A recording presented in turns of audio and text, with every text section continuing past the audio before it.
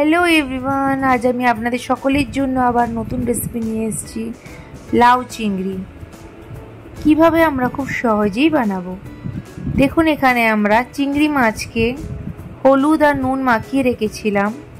এবার আমরা একে একে সব চিংড়ি মাছগুলোকে ভালোভাবে ভেজে নেব। লাউ চিংড়ির জন্য আমরা ছোট সাইজের চিংড়ি মাছই দেবো। এবার তারপর কড়াইয়ে আমরা কালো জিরে আর কাঁচা লঙ্কা দেবো, দিয়ে ওর মধ্যে আমরা লাউগুলোকে ভালোভাবে ভেজে নেব।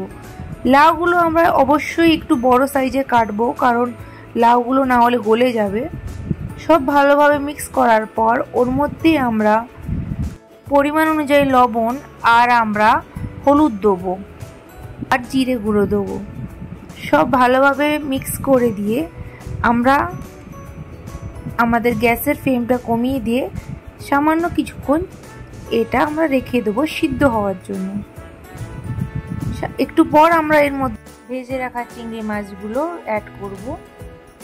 তারপর এর মধ্যে আমরা সামান্য চিনি আর জিরে গুঁড়ো দিয়েই নামিয়ে নিলেই সুস্বাদু লাউ চিংড়ি রেসিপি রেডি।